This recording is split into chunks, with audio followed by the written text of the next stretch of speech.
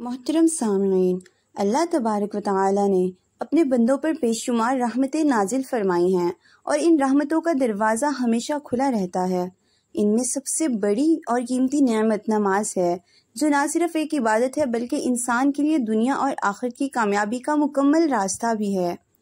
نماز دین کا ستون ہے، ایمان کی علامت ہے اور وہ نور ہے جو بندے کو گمراہی اور اندھیرے سے نکال کر اللہ تبارک و تعالی کی قربت کی روشنی میں لے آتا ہے۔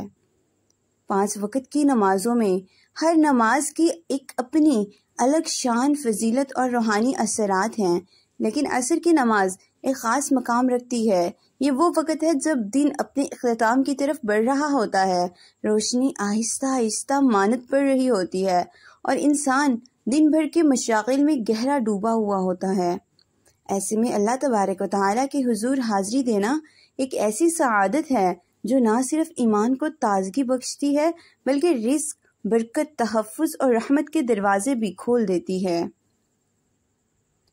نبی کریم صلی اللہ علیہ وآلہ وسلم نے نماز عصر کی فضیلت پر خاص طور پر زور دیا ہے۔ ایک حدیث پاک میں آتا ہے، پہلی چیز جس کا حساب قیامت کے دن بندے سے کیا جائے گا وہ نماز ہے۔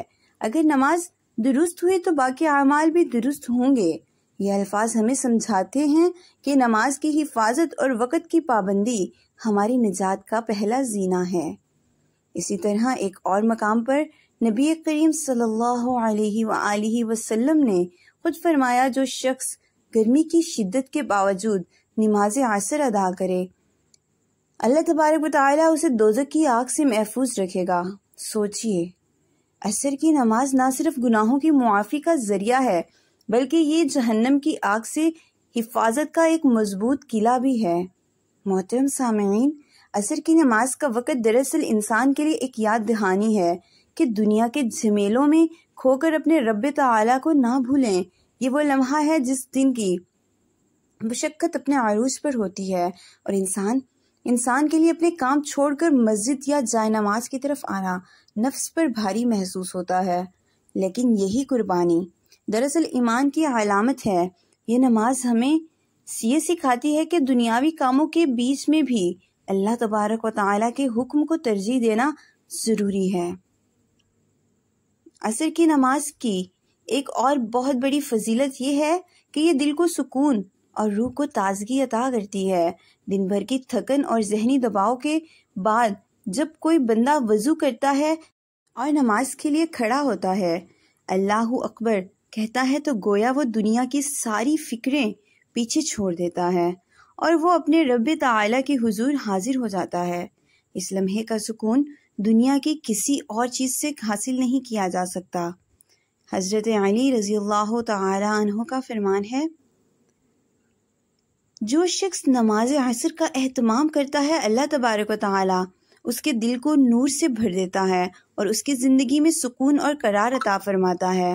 یہی نور بندے کی سوچ کو پاکیزہ کرتا ہے اور اس کے دل سے حسد، بغض، کینہ اور نفرت کو مٹا دیتا ہے اور اس کی زندگی میں محبت، رحمت اور خیر کا چراغ جلا دیتا ہے۔ آج ہمارے معاشرے میں جو بے سکونی، بدامنی اور پریشانی پھیلی ہوئی ہے، اس کی ایک بڑی وجہ یہ بھی ہے کہ ہم نے فرض نمازوں کو نظر انداز کر دیا ہے۔ زیادہ تر لوگ اپنے کاروبار، ملازمت یا دنیاوی مشاغل میں مصروفیات میں نماز کو چھوڑ دیتے ہیں اور پھر جب زندگی میں مشکلات آتی ہیں تو حیران ہوتے ہیں کہ یہ سب کیوں ہو رہا ہے۔ حقیقت یہ ہے کہ نماز کو چھوڑ کر ہم نے اپنے ہاتھوں سے برکت اور رحمت کے دروازے بند کر لیے ہیں۔ نماز عصر کی پابندی کرنے والے پر اللہ تبارک و تعالی اپنی خاص عنایات نازل فرماتا ہے، اس کے رزق میں کشادگی کر دیتا ہے، اس کے کاروبار میں برکت آتی ہے، اس کے گھر میں سکون رہتا ہے، اور سب سے زیادہ بڑھ کر یہ کہ اللہ تبارک و تعالی اسے اپنے قریب کر لیتا ہے۔ وہ بندہ اللہ تبارک و تعالی کی خاص حفاظت میں آ جاتا ہے اور مشکلات و مصیبتوں میں اللہ تبارک و تعالی کی مدد اس کا سہارا بنتی ہے۔ محترم سامعین، عصر کی نماز کا ایک اور پہلو یہ بھی ہے کہ جب بندے کو نظم و ضبط سکھاتی ہے۔ جو شخص دن میں کسی بھی مصروفیت کے باوجود عصر کے وقت کو ضائع نہیں کرتا بلکہ وقت پر نماز ادا کرتا ہے، وہ اپنی زندگی کے باقی کاموں میں بھی وقت کی قدر کرتا ہے۔ یہ نماز گویا انسان کے دن کو 4 حصوں میں تقسیم کر کے اس میں برکت ڈال دیتی ہے۔ اسلامی تعلیمات کے مطابق جو نماز عصر ترک کرتا ہے وہ گویا اپنے ایمان کو خطرے میں ڈال رہا ہے۔ نبی کریم صلی اللہ علیہ وآلہ وسلم نے فرمایا، جس نے عصر کی نماز چھوڑ دی گویا اس کا سب کچھ ضائع ہو گیا۔ یہ کتنا بڑا نقصان ہے، کتنا بڑا نقصان ہے۔ اس کا مطلب یہ ہے کہ عصر کی نماز کی اہمیت صرف ایک فرض کی ادائیگی تک محدود نہیں ہے، بلکہ یہ بندے کی پوری زندگی کی برکت اور کامیابی سے جڑی ہوئی ہے۔ بس ہے سامعین، ہم سب کو چاہیے کہ اپنی مصروف ترین زندگی میں بھی عصر کی نماز کو سب سے پہلے مقدم رکھیں۔ یہ نماز نہ صرف دنیاوی فلاح کا ذریعہ ہے بلکہ آخرت کی کامیابی کی ضمانت بھی ہے۔ اللہ تبارک و تعالی ہمیں توفیق دے کہ ہم اس نماز کو ہمیشہ باجماعت، اخلاص اور توجہ کے ساتھ ادا کریں تاکہ ہماری زندگی میں بھی نور، برکت اور سکون پیدا ہو۔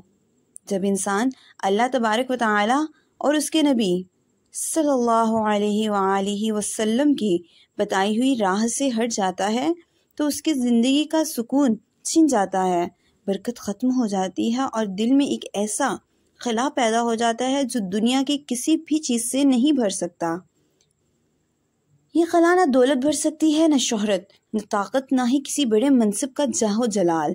انسان بظاہر کامیاب نظر آتا ہے، کہے لگاتا ہے، دوسروں کو خوش نظر آتا ہے، لیکن اندر سے وہ ٹوٹا ہوا ہوتا ہے، اس کے دل بوجھل اور بے سکون ہوتا ہے۔ اس کے کیفیت کی سب سے بڑی وجہ یہ ہے کہ ہم نے دین کو اپنی زندگی سے الگ کر دیا ہے اور دنیاوی دوڑ دھوپ کو کامیابی کا معیار بنا لیا ہے۔ سب سے پہلا نقصان جو دین سے دوری کی صورت میں انسان کو لاحق ہوتا ہے وہ روحانی کمزوری ہے۔ یہ کمزوری آہستہ آہستہ دل کو سخت کر دیتی ہے۔ جب انسان نماز چھوڑ دیتا ہے، قرآن پاک کی تلاوت کو بھلا دیتا ہے، دعا کو ایک محض رسمی جملوں تک ہی محدود کر دیتا ہے اور ذکر و اذکار کی محفل سے دور رہتا ہے، تو اس کے دل پر گناہوں کی تہ جم جاتی ہے۔ یہ تہ اسے حق بات سننے اور سمجھنے سے روکتی ہے اور نیکی کو بوجھ سمجھنے لگتا ہے اور گناہوں کو معمولی سا کھیل۔ ایسے دن میں اللہ تبارک و تعالیٰ کا خوف اور محبت کمزور ہو جاتی ہے اور یہی وہ وقت ہوتا ہے جب شیطان آسانی سے اس پر غالب آ جاتا ہے۔ دوسرا بڑا نقصان اخلاقی رکاوٹ کی صورت میں سامنے آتا ہے۔ دین ہی انسان کو اچھے اور برے میں فرق سکھاتا ہے اور حق اور باطل کی پہچان دیتا ہے۔ جب دین کی تعلیمات کو نظر انداز کر دیا جاتا ہے تو سچائی، دیانت، امانت داری، رحم دلی، صبر، شکر اور عدل جیسے اوصاف کمزور ہو جاتے ہیں۔ اس کا نتیجہ یہ ہوتا ہے کہ جھوٹ عام ہو جاتا ہے، دھوکہ دینا معمولی بات سمجھی جاتی ہے اور ظلم کو طاقت کا نشان سمجھا جاتا ہے اور بے رحمی کو چالاکی کہا جاتا ہے۔ رشتے صرف ذاتی فائدے تک ہی محدود ہو جاتے ہیں اور محبت اور اخلاص کا رنگ پھیکا پڑ جاتا ہے۔ یہ اخلاقی زوال معاشرے کو کھوکھلا کر دیتا ہے اور لوگ اس دوسرے پر بھروسہ کرنے سے بھی ڈرتے ہیں۔ اور اس کا تیسرا نقصان معاشرتی بگاڑ ہے۔ جب فرد اپنی زندگی سے دین کو نکال دیتا ہے تو اس کا اثر براہ راست پورے معاشرے پر پڑتا ہے۔ گھروں میں برکت ختم ہو جاتی ہے، میاں بیوی کے تعلقات میں محبت کی جگہ نفرت لے جاتی ہے، بہن بھائیوں میں دوریاں بڑھ جاتی ہیں اور والدین کی نافرمانی عام ہو جاتی ہے اور رشتوں کی اہمیت ختم ہو جاتی ہے اور خود غرضی غالب آ جاتی ہے۔ محلے کی مسجدیں سنسان ہو جاتی ہیں، نیکی کرنے والے کم اور گناہ کرنے والے فخر سے اپنی برائی کا اظہار کرنے لگتے ہیں۔ یہ وہ منظر ہے جو ہم نے آج اپنے ارد گرد دیکھا ہے، جو ہم آج اپنے ارد گرد دیکھ رہے ہیں۔ چوتھا اس چیز کا نقصان ہے نفسیاتی اور ذہنی بیماریوں کی صورت میں ہم پر ظاہر ہوتا ہے۔ دین دل کو مضبوط کرتا ہے اور انسان کو حوصلہ دیتا ہے کہ وہ مشکلات کا سامنا کرے، لیکن جب انسان اللہ تبارک و تعالیٰ کی یاد سے ہی غافل ہو جائے تو دل کمزور پڑ جاتا ہے، معمولی سے معمولی مسئلے پر پریشانی آنے لگتی ہے، چھوٹے سے نقصان پر مایوسی اور وقتی رکاوٹ پر حوصلے ہی ٹوٹ جاتے ہیں۔ اسی روحانی غفلت کی علامت ہے، وسوسے اور خوف انسان کو گھیر لیتے ہیں، دل میں عجیب بے چینی رہتی ہے اور زندگی کا مزہ تو ختم ہی ہو جاتا ہے۔ یہی بے سکونی اگر آگے چل کر ڈپریشن، انزائٹی اور دیگر ذہنی امراض کی شکل اختیار کر لیتی ہے۔ قرآن مجید میں اللہ تبارک و تعالیٰ نے خود واضح فرمایا ہے، خبردار، اللہ کے ذکر سے ہی دلوں کو اطمینان حاصل ہوتا ہے۔ یہ اعلان ہمیں بتاتا ہے کہ سکون کسی دکان، کسی دوائی، کسی دنیاوی کامیابی میں نہیں ہے، بلکہ صرف اور صرف اللہ تبارک و تعالیٰ کے ذکر میں ہے۔ اور اس کا پانچواں اور سب سے بڑا نقصان آخرت کی تباہی۔ آخرت کی تباہی ہے۔ دنیا کے نقصان وقتی ہیں، چلو اچھے برے، چاہے وہ مال کا ہو، صحت کا ہو، رشتوں کا ہو، لیکن آخرت کا نقصان ہمیشہ کے لیے ہے۔ جو شخص زندگی بھر اللہ تبارک و تعالیٰ اور اس کے رسول اکرم صلی اللہ علیہ وآلہ وسلم کے احکامات کو بھلا کر جیتا ہے، جو نماز اور دین کو چھوڑ دیتا ہے اور دنیا کے پیچھے بھاگ پڑتا ہے، وہ قیامت کے دن خالی ہاتھ اور حسرت زدہ ہوگا۔ اس دن نہ مال کام آئے گا، نہ شہرت، نہ عہدہ، نہ تعلقات۔ وہاں صرف ایمان کام آئے گا، وہاں صرف نیک اعمال کام آئیں گے، اور اللہ تبارک و تعالیٰ کی رحمت ہی انسان کو نجات دے سکتی ہے۔ اور یہ سب کچھ اسی وقت ممکن ہے جب ہم دنیا میں اللہ تبارک و تعالیٰ کی اطاعت کریں۔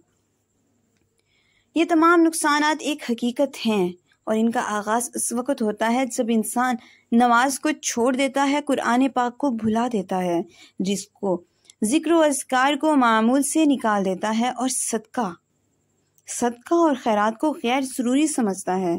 آج کا مسلمان گھنٹوں فضول کاموں میں، ٹی وی میں، موبائل میں، مصروفیات میں ضائع کر دیتا ہے، لیکن پانچ وقت کی نماز کے لیے چند منٹ تک نہیں نکال سکتا۔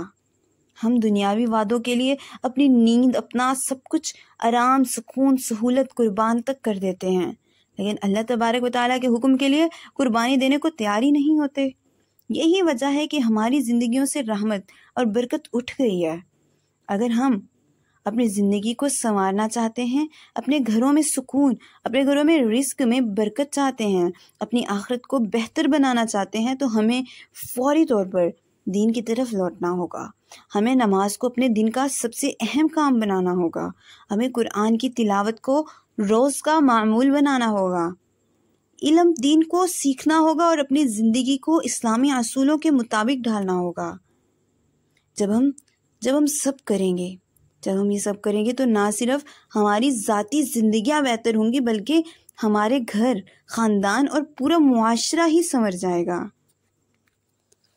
اللہ تبارک و تعالیٰ نے ہمیں ایک ایسا ضابطہ حیات دیا ہے جس میں دنیا اور آخرت کے کامیابی کے تمام راز پوشیدہ ہیں۔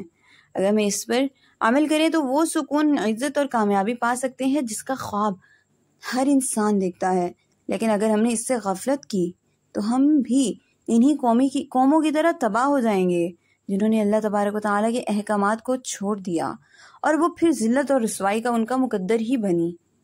یا اللہ ہم تیرے عاجز بندے، گناہوں میں ڈوبے ہوئے ہیں، خطاؤں سے بھرے ہوئے ہیں، آج تیرے سامنے ہاتھ پھیلائے کھڑے ہیں۔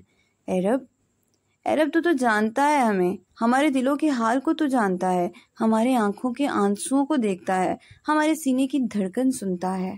ہم اپنی ساری امیدیں، اپنے سارے خواب، اپنی ساری حاجتیں تیرے در پر لا کر رکھتی ہیں۔ یا اللہ ہم تیرے سوا کسی کے پاس کیسے جائیں؟ تو ہی تو وہ در ہے جو کبھی خالی نہیں لوٹاتا، تو ہی تو وہ رب ہے جو رات کے اندھیروں میں اپنے بندوں کو پکارتا ہے۔ اے اللہ ہمیں تنہا مت چھوڑ، ہمیں ہماری کمزوریوں کے ساتھ بے سہارا مت کر۔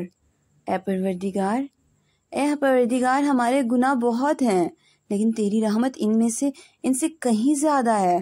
ہم تیری بخشش کے امیدوار ہیں۔ اے اللہ ہمیں معاف کر دے، ہمارے گناہوں کو ایسے دھو دے جیسے کپڑے سے میل دھو دیا جاتا ہے، ہمارے دلوں کو ایسا پاک کر دے جیسے بارش کی بوندیں زمین کو پاک کر دیتی ہیں۔